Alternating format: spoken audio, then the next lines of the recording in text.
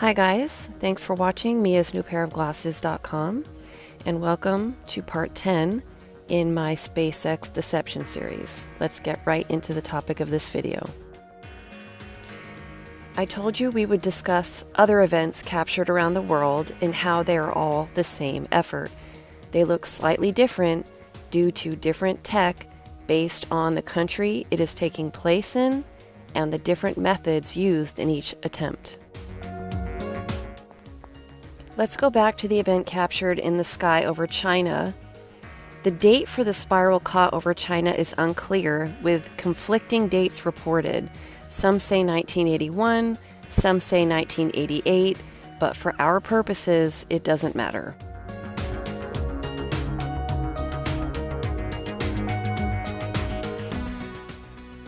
We're going to focus on what aspects are visually similar to the SpaceX launches to tie them together.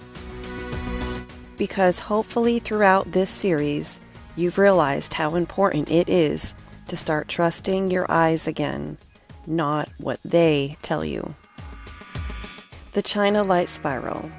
Now, where have we seen something similar to that?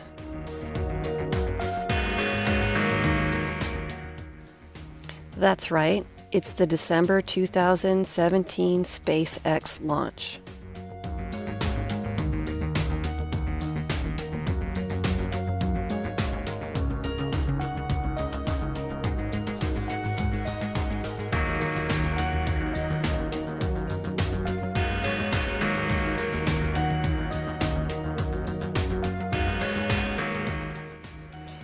The technology is some combination of the spiral method of entry we talked about earlier, most likely used during the breaking through the surface tension of the waters above.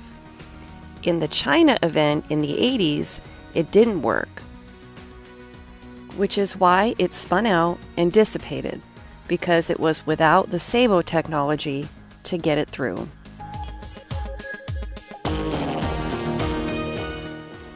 In the December 2017 launch, it worked, and eventually fell away from the secondary submarine tech once into the waters above. But what about that pulsing? Well, it is some kind of pulsing spiral technology used to aid the submarine/secondary tech into the waters above that the Chinese used back in the 1980s. Now let's look at another event captured over China in November of 2018. The different colors could be for many reasons. Someone edited the color of the footage, or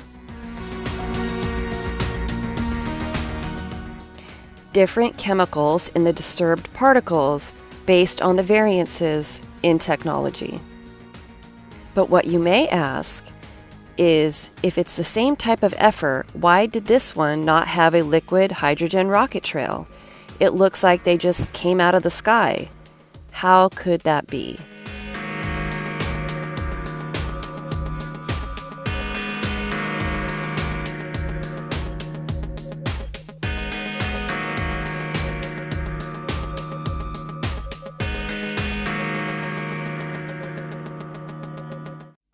It is due to something like the B-52 Stratofortress. The B-52 Stratofortress is a high-altitude, long-range, strategic heavy bomber with a range of 10,000 miles and reaching heights of up to 10.41 miles. These high-altitude planes are used to get the lift up to high altitudes. Remember, we talked about needing less fuel for further distances when you have wings to provide lift. They drop a rocket or missile when they get high enough in altitude, and the rocket takes off from where it is deployed.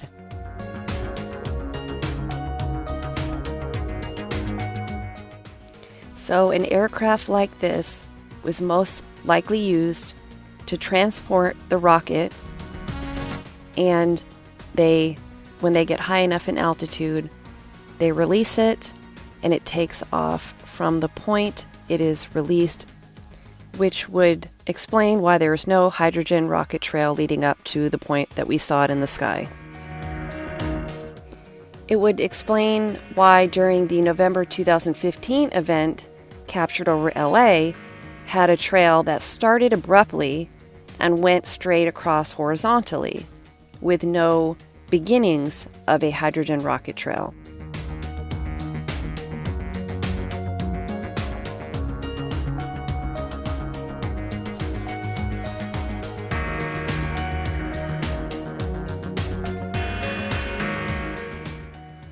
There was another event caught earlier this year in April of 2018 over China.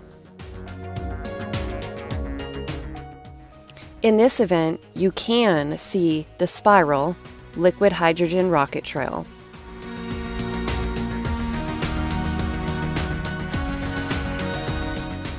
Similar to the liquid hydrogen rocket trail left in the 2009 Norwegian light spiral.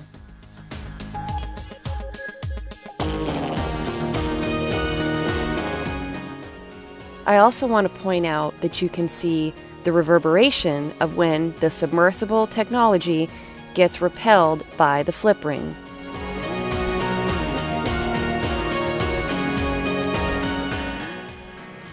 And it starts its downward trajectory.